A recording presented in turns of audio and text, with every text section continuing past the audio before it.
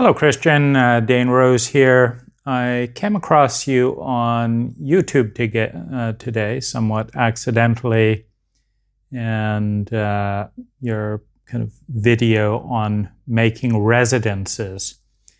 And there was enough in common that I'd like to introduce myself, share the direction that I'm coming into this space from, and look at some possible kind of overlaps in our focus.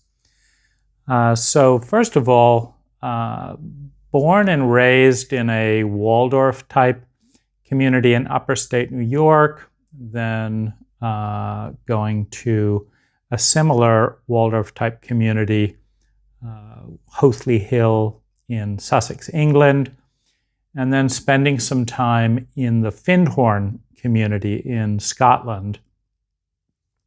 I'm aware that a lot of kind of community type environments are not all that they're cracked up to be. I think there's a 95% failure rate. But I also understand, as you do, that they're the future, that they're absolutely vital, and that the technology of microculture is perhaps the most potent and relevant technology in the world today. I would call it the missing technology, and certainly the most important.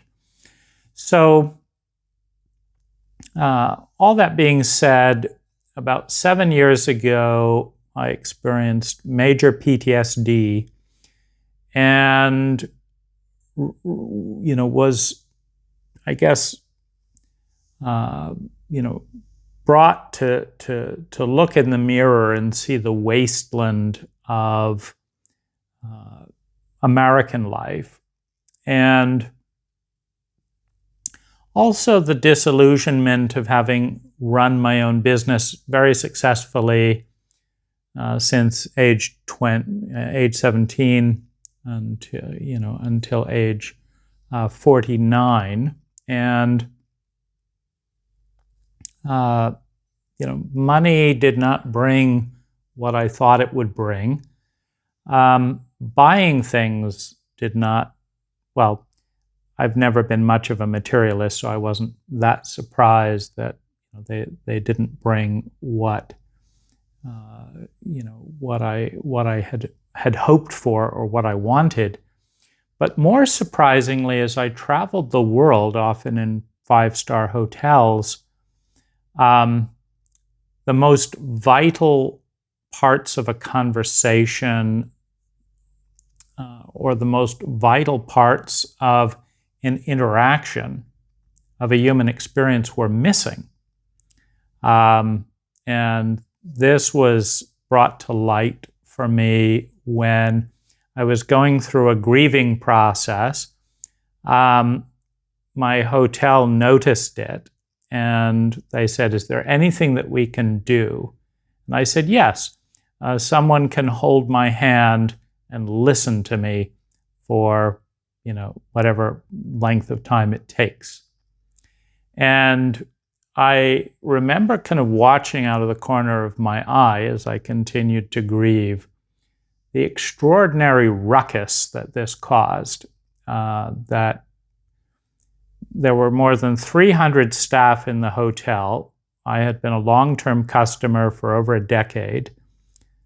They would rush around the entire city to get me literally anything that I would want. But after an emergency meeting, they couldn't produce a human being able to hold my hand. And I couldn't produce one either. And to me, understanding that a 10-year-old could respond easily in that situation. But of course, it was a professional environment, and so no 10-year-olds were present. A goat could have responded adequately, or a dog, but the dogs were banned in the hotel, meaning a nice golden retriever would have completely helped to calm my nervous system. In other words, this was the single most important thing, a felt physiological connection with the world, and a 5-star hotel and a successful businessman could not produce that at an important moment. And so to me, this helped me to understand just how insane a lot of the things in the world were. And it also wasn't something that I wanted to keep doing. Making money to support that kind of a world, even large sums of money. When I shut my business down, I was netting $1,000 an hour. And it was easy. After 33 years, I understand the domain of construction, design, and running a crew, and built up a reputation, and so more work than I could handle, and $1,000 an hour in net profit. And I hated it. And I hated it for this very reason. Like, the things that I was trying to respond to inside could not be responded to with a company, with money, or with the skills that I had learned. And they weren't even very effective with therapy, with Western versions of therapy, because of just the whole paradigms of therapy. So again, I found it stunning, and absurd that what a human being needed to digest and have a good relationship with human relationships and human experiences was unavailable in a culture in which I could buy with one click, and everything would show up, from organic groceries and all that to the next day. And of course, it's not as fun to complain about something as it is to do something. And so I began starting micro nonprofits in the US. The first one was Happiness Data, and funneling profits from my construction company into that, so that I would have something useful to do rather than retire and do nothing. So that was one thing I did. And I also began asking the questions, what are the things that a human could do that would affect sustainable human well-being more than any other thing? What is intelligence? And my answer to this question, what is intelligence, is what is the efficiency with which energy is being transformed into sustainable well-being. So, time, money, natural resources, how much well-being is sustainably being generated with that protocol? And I've always been a designer. Throughout my life, I have constantly redesigned things, both mentally and in many cases physically. And the value of a designer is to generate much higher yields in well-being, in value, with the same variables, right? So in my work in landscape design, I would look at the budget, I would look at the resources available, but most importantly, I would give my clients an 8-page questionnaire, including a value questionnaire, so that I understood what each client valued as an experience and as a result, so that I could look through thousands of different design possibilities and come up with the one design that gave that client the most value per dollar, the most value per unit of stress. It's stressful to be involved in a construction project, but what could lower the stress while increasing the value? And so, that mindset taken into nonprofit work, how do you create value with as little cost as possible? Now, here's where things get a little bumpy, because I picked the Philippines because a dollar went 50 times further in the Philippines. And so one could literally transform or change a life in the Philippines for $20 if it was applied in the right way. And that's part of intelligent effectiveness, is to spend money where it has more impact. But I started to notice that I was alone in the room as an altruist. The government wanted bribes at various levels. The Filipinos wanted bribes at various levels, and nobody was that interested in helping what I had targeted, which were single mothers abandoning their children to go overseas because they couldn't work from home, and my awareness that I could help any single mother who wanted to learn to start a successful online business. And none of them wanted to. So I ended up noticing I cannot find a group of people in the Philippines. I'm sure they're there somewhere, but they didn't show up in Facebook ads. They didn't show up in handing out cards. They didn't even show up in online dating. If a single mother here put well, would you like to learn these skills, read these books, and start this business? No. So after 6 months of meeting roadblocks and realizing that there was no appetite for what I was doing, I moved out of the Philippines. Now, a similar thing went on, and I do have some land project there that I was looking to do a 10x university. Similar thing happened in Costa Rica. No takers for an altruistic project, and complete scamming, stupidity, just roadblocks for a project.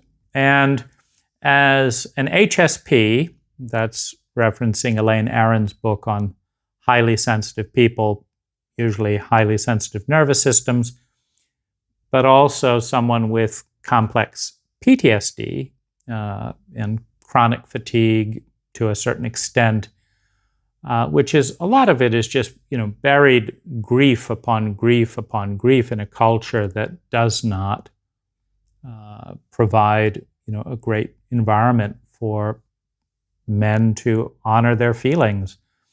So in that context, what I've hit is a wall in terms of connecting with people that could allow flow. Meaning my supposition that there was a whole group of people that would be supportive and welcoming of these projects has hit a wall in the ways that I've gone about it. And I have done, YouTube videos and stuff, but I've never done the algorithm games. I usually try to focus on unpopular things that are important.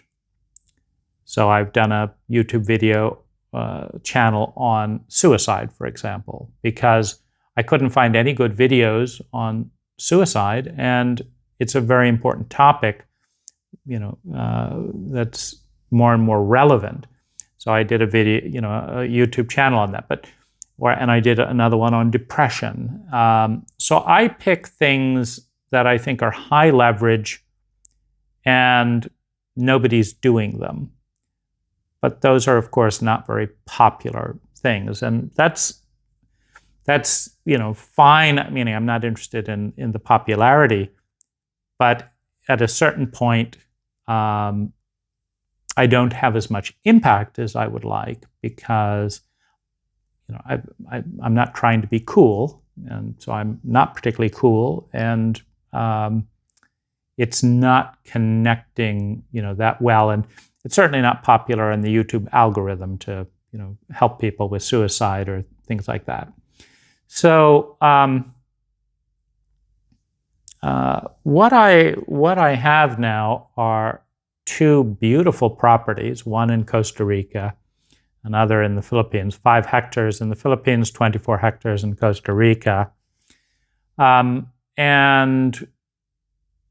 my roadblock or my barrier is that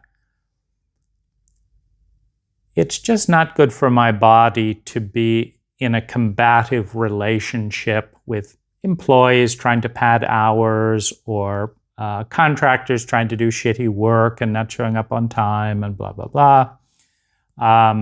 And that's the demographics that I've encountered, both, frankly, in the US, in a lot of my construction work. Very nice people, by the way, but just don't actually want to do the job description unless I show up and complain about it, which is basically, a glorified babysitter. They know how to do the work. It's not hard. I can give them a book. I can show them a drawing. I can give them a video. They just don't actually want to do it unless I show up with, with complaint and threats and criticism and stuff, and then they do it, right? So, so that's kind of my wall at the moment. And my clutch and kind of what I'm working with is I love design, I love writing, I love research. I've read over 1,000 books. I've been studying and watching groups and demographics. And I've also been iterating one-on-one when I find sensitive people and work with them. I've created extraordinary experiences with people one-on-one. And my dream is to give birth to microcultures. Now let's pivot here and step back a moment. We're on the cusp of becoming multiplanetary in the next 100 years. I think that's fairly well established. And we don't know how to create a new culture very well from scratch based on science. So that's a big gap. That's an incredible, important skill that nobody seems to have. The art of designing intelligent microcultures. Because whether it's on the moon or Mars or a spaceship, they're going to be a microculture. The other thing is, our main cultures are just way out to lunch in terms of spending more energy than we've ever consumed per capita in human history, while being relatively miserable. Now, I'm not 100% sure on this, but I know that I'm miserable a lot of the time throughout my life. And I have not been able to find any amount of money or whatever that responds to that. Now, human relationships and animal relationships do respond to it.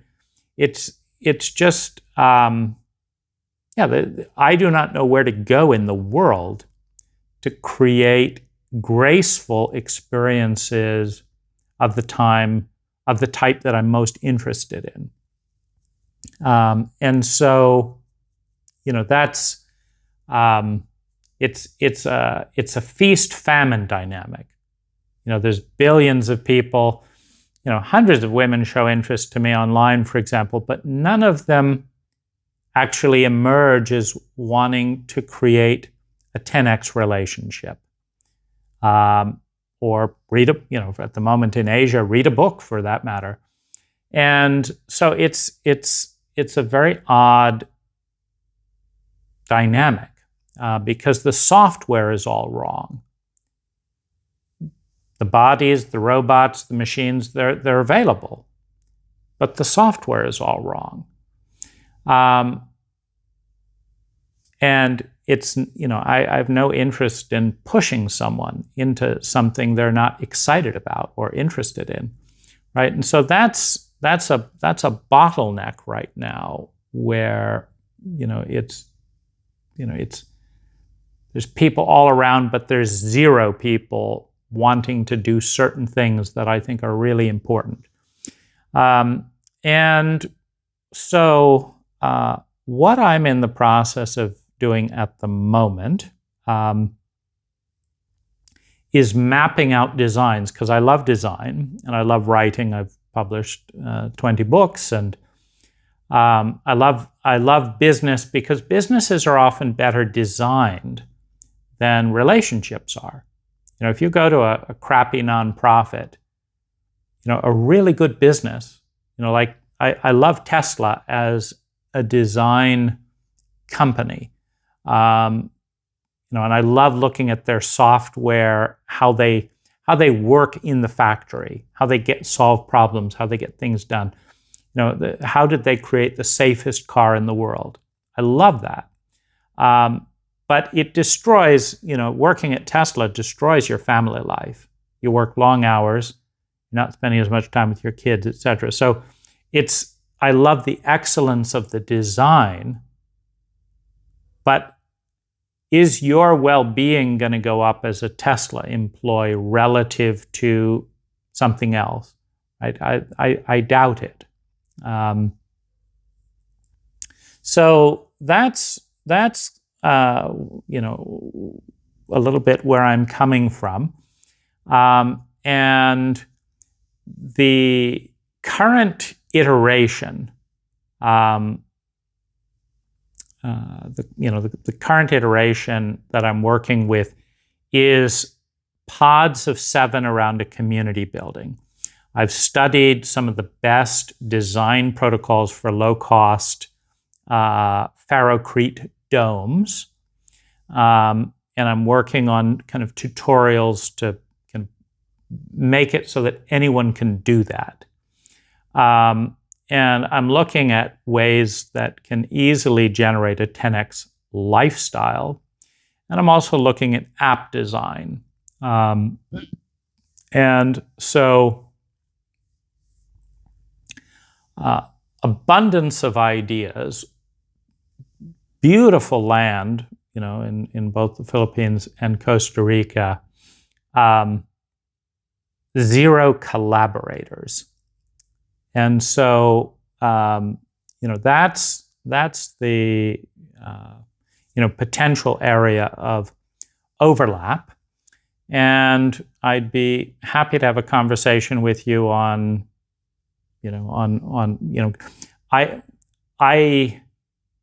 my goal is to share useful knowledge. And so I prefer having public conversations to private conversations because that creates awareness and service and value for a wider number of people. So I'll leave it at that. Thank you for what you're doing, and congratulations, in being able to hang out with your buddies and live a life that you're liking. That's incredible. Because I think that's immediately a 2 to 3x. Like, my guess, and you can tell me if I'm right or wrong on this, is that you feel 2 to 3 times more connected, more alive. Like your life is 2 to 3 times better because of the way you're hanging out with your friends and online, and that's fantastic. In that area, in